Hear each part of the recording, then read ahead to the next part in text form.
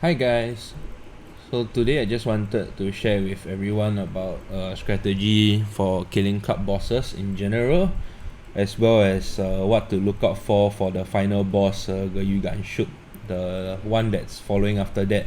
You need to actually clear an event. So my club isn't the first one to clear Geryu. I'm planning it for tomorrow. The first club in our server to clear it is actually the second place club. But I'm about to show you why it's a good thing, not necessarily bad thing that other people clear it first. So once you finish off Geryuganshoop, you actually get an event called a Boros ship event. So the details are mostly that every day when you kill your club secretary units and the exploration units inside of here, so every time you kill these units and do club boss, you get bullets that you can use it to shoot the Boros ship with as part of the event. And these bullets, there are two ways to get them. One is the free one I just mentioned. The other one is through paying with funds and gems. So there's only a limited amount of bullets you can buy with gems, and then you can buy an infinite amount with funds. Now the problem with the event is that it's mainly for whales, but once the first club downs it, the whole server gets the event. Now the benefit to letting someone else clear it is that you actually get a club token in the mail. So when someone else finishes the mission, you get a club token, which means it's easier for your own club to clear. And it's a great time to clear right now because there are a few events ongoing that give club tokens. So I'm about to show you one more. If you look at the upgrade plan here, enhance any insignia, you actually get a club token as well. So I've already used this because I have too many and I think my club should be able to handle it. But essentially, if you save up your club vouchers and through a method I'm going to show you later, you're going to be able to kill Geryuganshoop fairly easily. So here's another one. So this is from HXM. So if you keep these 3 tickets, that's already 6 total hits. But what I'm going to show you is what you're supposed to do on the night before the day you clear it. So as you can see right now, my club has only hit 27%. Usually nobody really refreshes to hit the boss. Everyone's just 1 hit, 2 hits. You are a very lazy club essentially. So what you're supposed to do is that at the end of your 3rd hit for the night, the free one from the countdown, you have 1/1. Okay, you spend that voucher, okay, which will cause this countdown to show up again, 6 hours, but you will not be able to get the countdown in time for this. So what's going to happen for that voucher is that that's actually the voucher that shows up in your inventory at 8 o'clock the next day, 8 a.m. So what you do is you need to buy 2 boss tokens after your last hit. You can maximum buy 2. The 3rd one, they'll tell you can't buy it because there's a ticket on cooldown. So that means that when you buy it the previous night, 2 of them, the next day you will start with 3 club tokens in the morning. And now's the perfect time to do this because you get 3 from in the morning, you get 2 from cooldowns, so total 5. You get 1 if someone else cleared it for you, 6. You get 1 from the event, 7. You get 1 from HXM, 8. And you have 3 more refreshers for the day, 11. And actually, if it's your first time doing this strategy, you actually get an additional club token in the mail every time you hit more than 6 times a day. So you can get up to 12 club ticket attacks with only 4 refreshers, which is quite worthwhile. Most clubs with around 6 to 7 hits per member, you can already clear it. So what you need to do is get your club together, and as a team, as a group, you need to do your best to make sure everyone is hitting in order to kill the boss. So without the full participation of your club, it's very difficult. But if you have a chat with your friends or something like that, or you get your top whales together in a chat group, it's possible.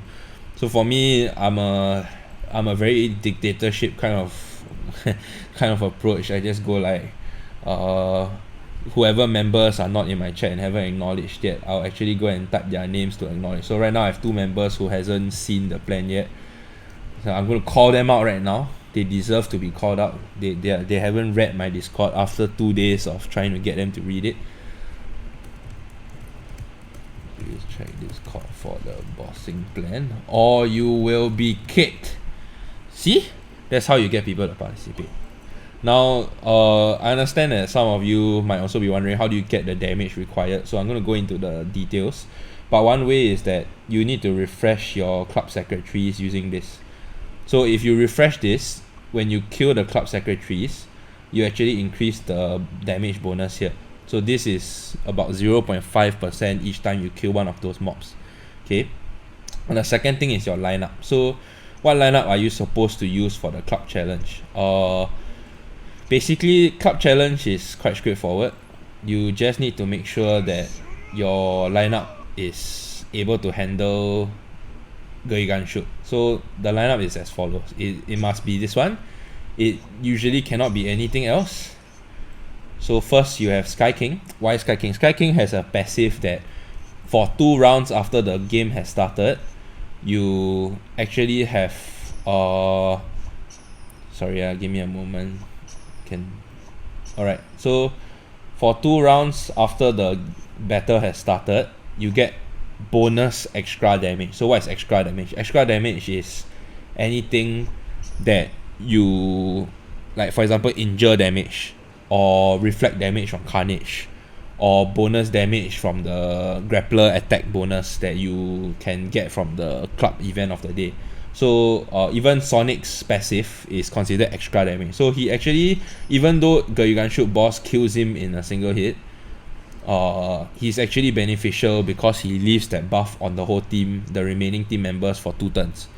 So Genus is the best for Geryuganshoop, because what Geryuganshoop does is that he will shoot an ultimate on the first turn and kill the whole front line. And it's not just the end of the first turn, it's the start of the first turn he will use his ultimate. So this guy is dead, this guy is dead, and this is unyielding, so he will stay alive. Now what Genus clones are for is that the clones are the only thing protecting your damage backline from dying. So every time your units die, a clone will spawn in their place. So Geryuganshoop's format is that he's always faster than your team. He will out and kill the front line. Next turn he will kill the clone that spawns here. Turn after that he will out again and kill the middle clone, the top clone, and Mooman. A clone will spawn top, a clone will spawn middle, and a clone will spawn here. And then the middle clone won't spawn. He will auto attack the top clone. This one dies. And then you have 1 clone left here. So the whole battle format is basically to try and survive until turn 7, where he will kill you at the start of turn 7. So there are a few alternate compositions. I'm using Boros, but most people won't have a Boros. What they will have is Amai, which is fairly accessible. So what you're supposed to do is you're supposed to run Amai in this slot. Okay, and your speed, Sonic must always go first, because Sonic is wearing casual or suit set. He will shatter the boss with his normal attack and gain heal. And when he heals, Dr. Genus' core will actually give 2 energy. So that's what gives your Amai or Beast King enough energy points to use their ult.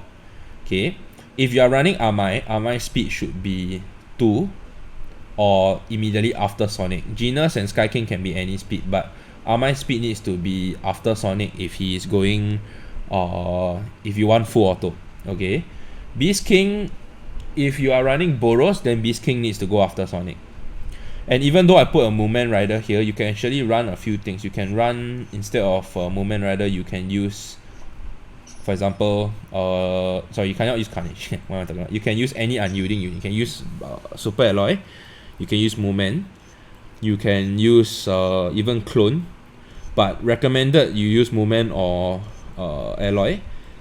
And the thing to note is that you shouldn't make them use their skills. You should let them just cast normal attack. So Mooman Rider should actually use his normal attack to hit.